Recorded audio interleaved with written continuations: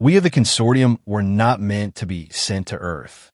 That little orb of water and rusted steel toys was never considered more than a curiosity, a sideshow of cosmic biology.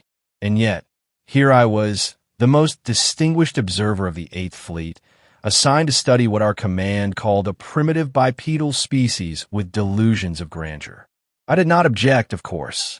I saw it as an opportunity to write the definitive satire on humanity, a manual for future scholars on how not to evolve. Already, I was taking notes. They call their digital hieroglyphs emojis. Entire conversations reduced to little yellow circles with smiles or tears. They use gasoline, a toxic sludge, to power their vehicles, which they then crash into one another deliberately for entertainment. Their idea of a heroic meal is compressed meat sandwiched between sugared bread, accompanied by liquid sugar in red-labeled cans. Even their art is confused. They broadcast programs where hairless apes shout at each other over who owns the tastier kitchen appliance. My first assessment: humanity is not dangerous. Humanity is ridiculous. When Command announced that our study would include a live specimen, I volunteered. I relished the chance to bring back proof.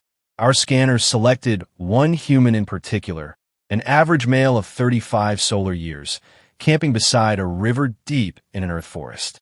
His file suggested solitude, an insignificant pattern of work history, and no apparent affiliations.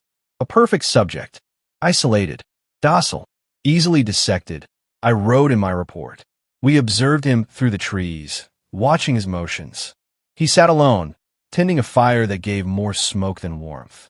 He sharpened a knife in rhythmic strokes, not unlike the way our drones polish plasma rifles, though his blade was crude steel. He did not sing, did not speak, simply stared into the tree-line as though listening for something. To me, it was the look of a creature resigned to boredom. To the younger officers, it seemed eerie. I corrected them. Humans have no patience. This one is simply dull. When the tranquilizer beam struck, he did not resist. He merely blinked once and closed his eyes, falling with a controlled motion that almost looked deliberate. We laughed in the transport bay, mocking how easy it had been. Perhaps he confused it for a mosquito, I suggested, to roaring amusement. His pack came with him, of course, and we searched it for artifacts. A rolled canvas tent, a packet of dried meat, and an object covered in gray adhesive cloth. One of the engineers gasped. It is duct tape. The word carried a weight among researchers who had studied humanity. Reports suggested this adhesive had no limit to its application. Entire machines had been repaired with it. Weapons improved. Spacecraft panels secured. I scoffed at their nervousness. It is tape. We shall file it under primitive superstition. Still, I ordered the tape to be stored separately. In the medical bay, the human was placed on the examination bed. The paralysis held. His heart rate was measured, his breathing charted. Unusually stable. Most species under sedation show fluctuations. This one was consistent, steady, as though he had practiced lying motionless. I found it almost humorous, like watching an animal pretend to be furniture. I began my initial dictation for the records. Specimen shows no unusual features. Musculature average. Skull cavity small. Likely uses emotional signals for problem solving rather than logical analysis. The staff chuckled. I added, recommend we place him beside his cultural icons, hamburgers, sports balls, and perhaps a cat. That will stimulate him. One of the junior scientists reported a peculiar facial movement. The subject's lips, they moved. I approached. Indeed, the human's mouth had curved upward slightly, the faintest suggestion of a smile. I recorded it clinically. Unconscious muscle contraction, meaningless. But I admit, something about the timing unsettled me. It came precisely when we spoke of him as furniture. The young officers shifted uneasily. Perhaps he heard. Impossible, I replied. The sedation is absolute. Yet when I turned away, I thought I saw his eyelids quiver, almost as though he were aware. I dismissed it. Humans twitch constantly. They cannot control their bodies the way we can. The commander of the expedition asked for my professional assessment before we proceeded with invasive testing. I assured him there was no threat. He is no more dangerous than the burritos they heat in their microwave ovens. Soft shells filled with questionable contents. Laughter again filled the chamber. I lived for those moments when my wit restored order. Still, I could not help reviewing his file once more. His background was peculiar. Frequent job changes, none lasting more than 2 years. A record of military service, though it was vague, with several lines redacted. Humans often embellish their histories. I thought little of it. The strangest entry was under hobbies. It read, long-range marksmanship. I made a note to ask about it later, though my curiosity was academic. What could a bullet propelled by fire possibly teach us? As the cycle ended, I walked the corridor and peered through the observation glass one last time. The human lay on the bed, motionless, his chest rising in perfect rhythm. His expression was still, but when the lights dimmed for night rotation, I swear I saw it again. The twitch of his lips, the faint shadow of amusement. Was he dreaming? Or is he listening? The younger staff whispered questions, but I silenced them. He is under our control. Tomorrow we begin. Yet even as I spoke, a thought stirred at the back of my mind. If he was truly docile, why had his face betrayed such strange composure? I shook it off, straightened my uniform, and dictated my final note of the shift. Specimen secured. No anomalies of significance. We will proceed with neural scans at first light. Then, almost as an afterthought, I added, subject displays occasional involuntary smiling, possibly related to primitive humor centers, entirely harmless. But when I turned to leave, I made the mistake of glancing one last time. His head was tilted just slightly toward the glass, and though his eyes remained closed, the curve of his lips was unmistakable, calm, deliberate, intentional. I felt the smallest tremor in my voice as I ended the log. Nothing to fear. Absolutely nothing to fear. And yet, for reasons I could not admit to the others, I did not sleep soundly. The human awoke too soon. That was the first error, though we would not admit it at the time. Our sedation protocols are flawless, calibrated across dozens of species, tested on creatures with metabolisms faster than light-seeded moss. Yet in the second cycle, while I was reviewing the diagnostic logs, his eyelids lifted, slowly, calmly. No frantic jerks, no animal panic.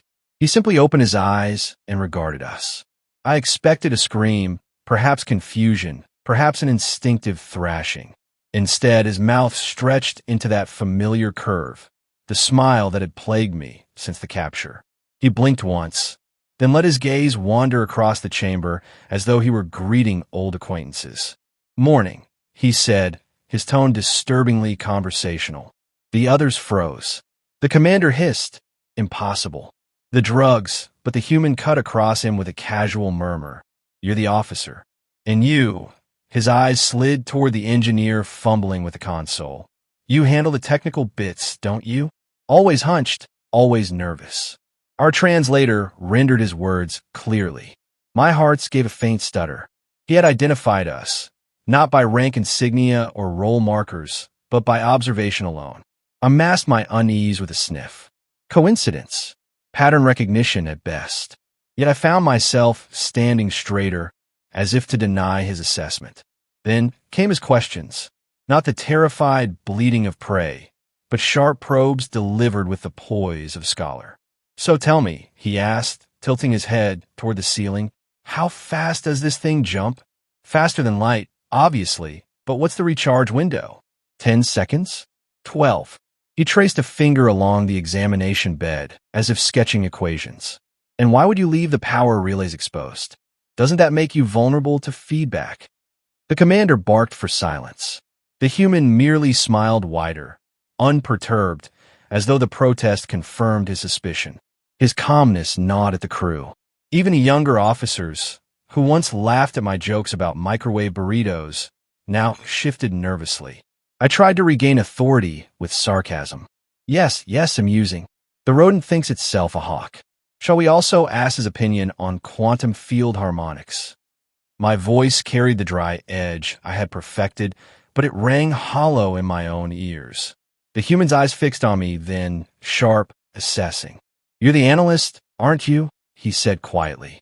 The one who writes the reports keeps the others from panicking. He winked. You're doing a decent job. For now. I felt the words land like a dart, precise and unhurried. He was not guessing. He was dissecting. We attempted to resume protocol. The medical technician raised the neural scanner, a beam of soft light washing across his skull. He did not flinch. Instead, he closed his eyes as if savoring the warmth of a sunbeam. When the reading ended, he opened them again and said, You should adjust your calibration. You're leaking interference at 60 hertz. I could feel it buzzing. The technician dropped the scanner in fright. I reprimanded him sharply, though my own hands felt oddly heavy. How could he know that frequency? How could he feel it? The commander whispered for increased restraints, but the human only chuckled. That won't help. I was awake the whole trip here, listening, counting your jumps. Notice the vibration pattern when you shifted to slipstream. Sloppy work, by the way. Your pilot drifts 3 degrees to starboard. Our chamber fell silent. I heard only the hum of the life support vents, suddenly ominous. The human lay there casually, as though lounging by his forest fire, but his words coiled through us. Awake during transit? Impossible. Yet his descriptions matched. The timing, the rhythm, the vector shift, details no unconscious mind could know. The commander leaned close to me. He's bluffing. Has to be. I nodded automatically, though a seed of doubt pulsed in my mind. Bluff or not, he had planted uncertainty, and uncertainty corrodes faster than acid. Where are you from? I demanded, hoping to regain control. Earth, he replied simply, with a trace of amusement, as if the answer were too obvious to deserve repetition. Then he added, But you already knew that. What you don't know is how far Earth has come while you were laughing at us. I scoffed, louder than necessary. Earth is a joke, a planet addicted to entertainment and sugar. You weaponize cats more effectively than missiles. To my dismay, he grinned as if I had confirmed his point. Exactly. You think the circus is the show.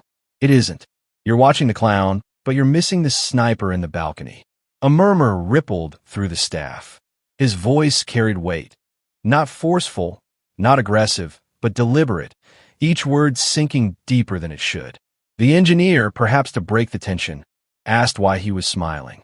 His response chilled us. Because I already know the exits. His eyes shifted toward the rear of the chamber. That hatch behind you?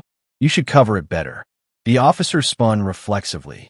The hatch glinted under the lights, precisely where the human had indicated.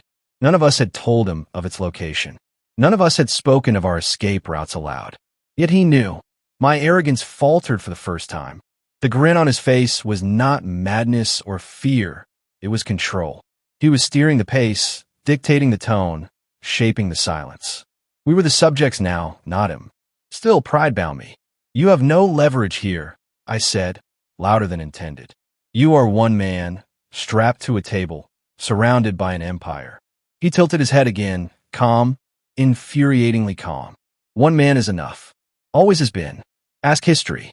The commander ordered the lights dimmed and systems locked, hoping to reassert dominance.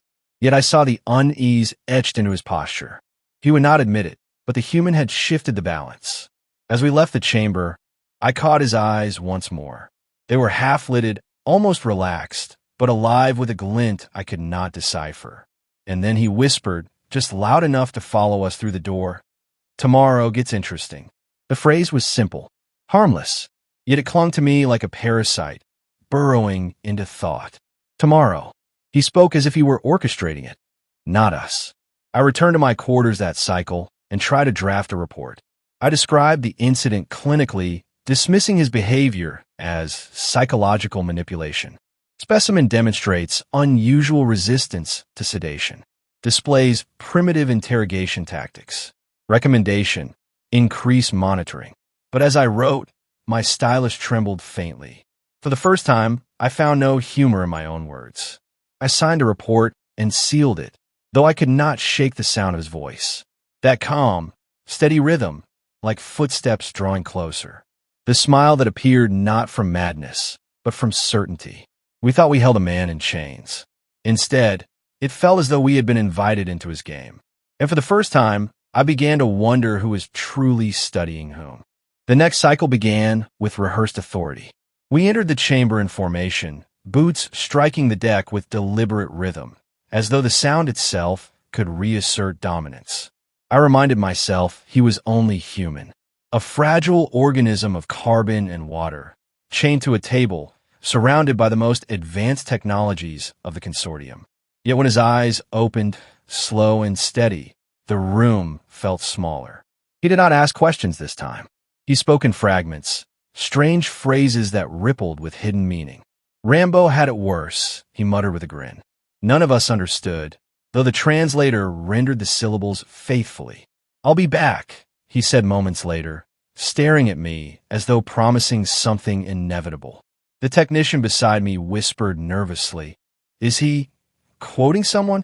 I silenced him sharply, but inside I felt the edges of comprehension. He was speaking in riddles from his culture, weaving a net of references none of us could grasp.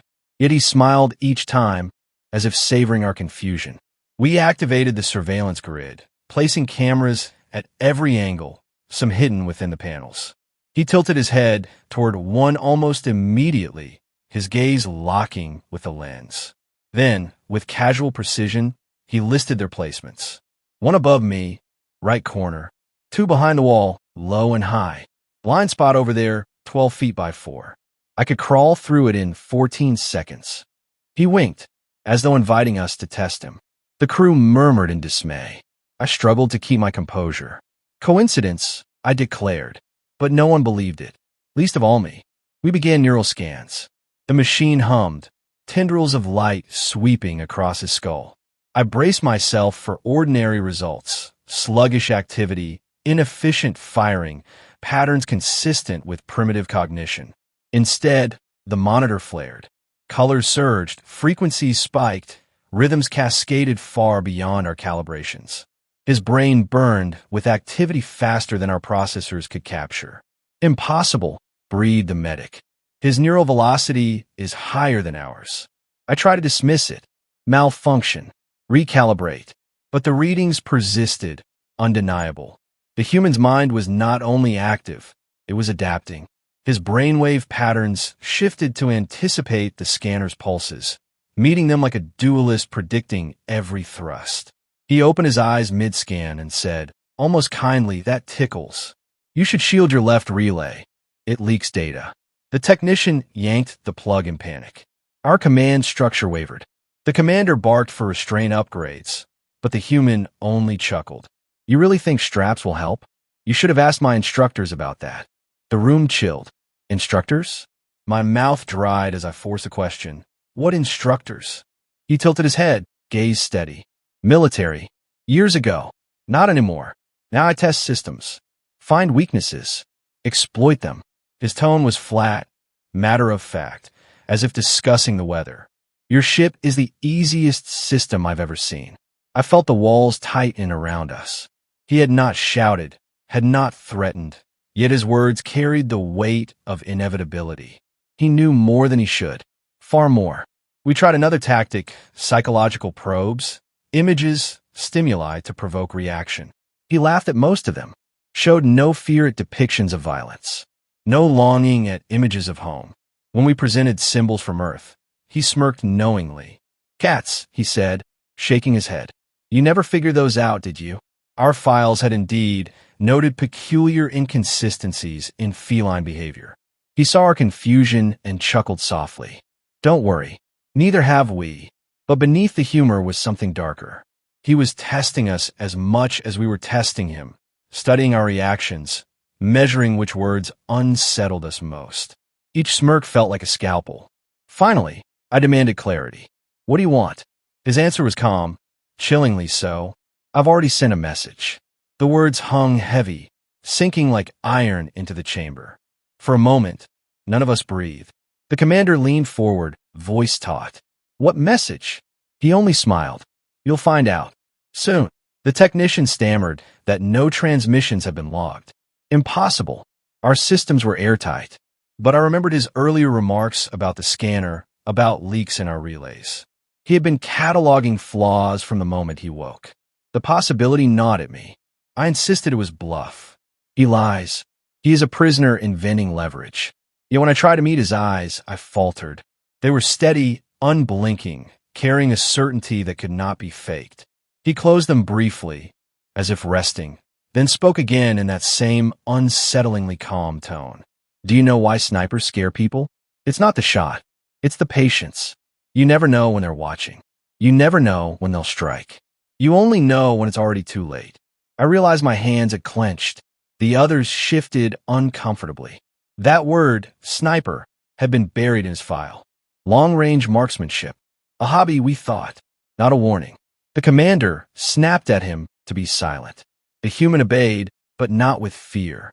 He simply leaned back, eyes closing again, as if indulging us in a game of pretend.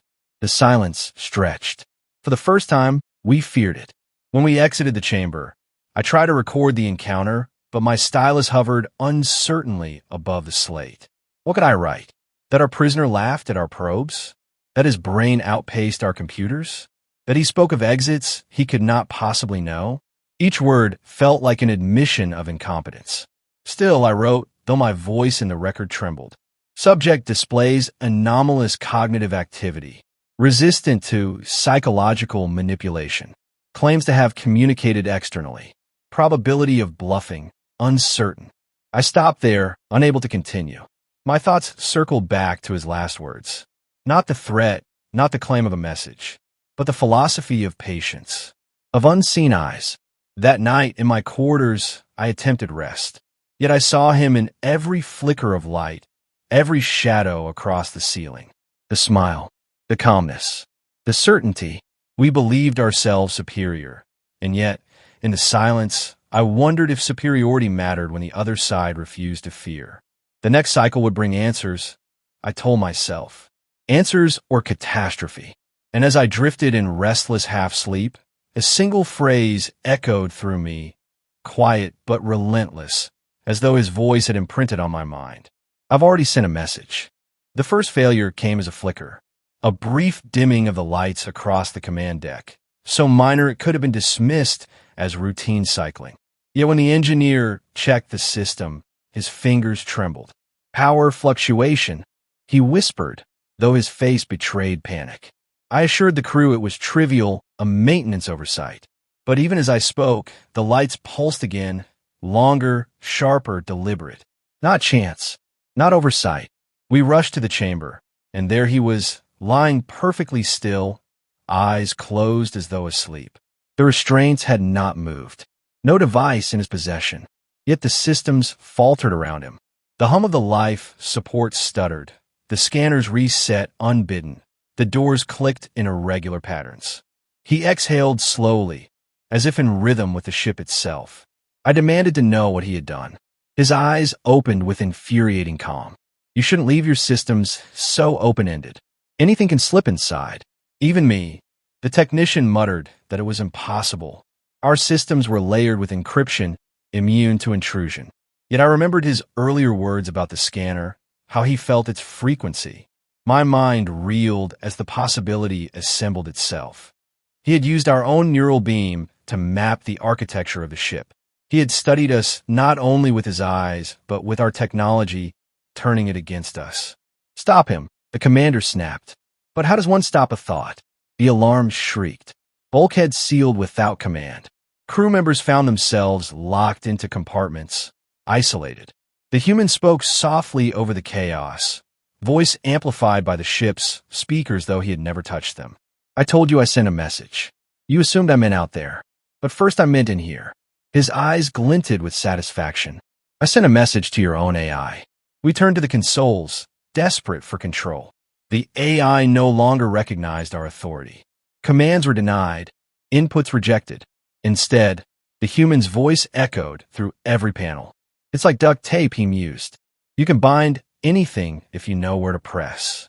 Even a machine that thinks it's too clever to fail. The word struck me again with its absurd menace. Duct tape. A primitive adhesive, now our undoing. Door slammed. Life support cycles rerouted. The commander shouted orders that carried no weight. Officers pounded against sealed glass. Panic spread in clipped fragments. Control gone. We're trapped. He's inside the grid. I clung to the console, my arrogance cracking with every pulse of his calm narration. You assumed Earth was weak, he said, reclining against his restraints as if resting in a chair. You saw the shows, the noise, the chaos. You thought that was all we were. You never understood the mask. I demanded to know what mask, though my voice cracked. The mask of incompetence, he said simply. You mock our games, our excess, our mess. But beneath it we watch. We measure. We prepare. His smile sharpened. You believe Florida Man was an anomaly. He isn't. He's camouflage. While you laugh at the absurd, others wait in silence. He closed his eyes, the ship groaning under his invisible grip. Earth isn't weak. Earth pretends to be weak. And you believed it. The commander drew a weapon, desperate, irrational. He pressed it against the human's temple, shouting threats. The human did not flinch. You can pull the trigger, he said softly. But it won't matter. The signal's already gone. What signal? I demanded, though dread hollowed my words. He opened his eyes, their calmness unbearable. To our defenses. You thought we had none. But we've been watching the stars longer than you think. Cloaked satellites. Listening posts. Snipers in orbit. You never saw them because you weren't meant to. I staggered back, the chamber spinning. Could it be true? Could Earth, that chaotic circus, harbor such hidden teeth? He chuckled faintly. Florida Man keeps you laughing. Cats keep you guessing. Chuck Norris keeps you scared, even if you don't know why. Distractions. Stories. Smokescreens. Meanwhile, people like me wait for the moment you finally underestimate us enough to get close. The weapon quivered in the commander's grip. For the first time in my life, I pitied him. There is no defense against certainty. Suddenly, the ship lurched. Gravity wavered, then returned. The screens lit with warnings. External signals intercepted, cloaked transmissions surrounding us. We were pinned in a net we had never detected. The commander whispered, impossible. The human whispered back, inevitable.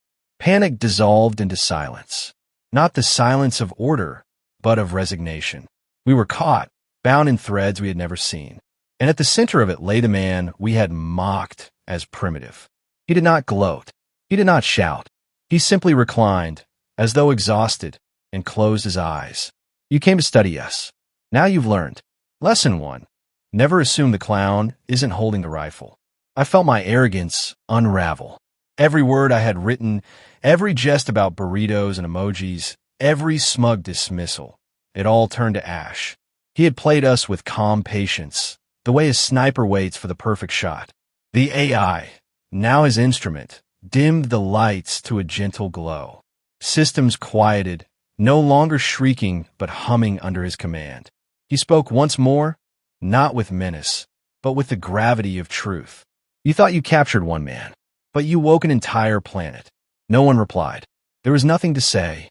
When the commander lowered his weapon, the human opened his eyes again, and for the first time, I saw no amusement in them, only weariness. I'm not your enemy, he said softly, but I am proof that Earth is not prey. Those words lingered as we sat in stunned silence, the ship adrift under his control. Later, I would write my final report, though my hand trembled. I could no longer lace it with humor. I could only confess the truth, that the species we mocked as primitive had unmasked us instead. And when I signed it, I ended not with arrogance, but with a line that still haunts me. We believed ourselves the apex. Yet Earth, the jester of the stars, wore a mask. And behind that mask was a sniper's eye, forever unblinking.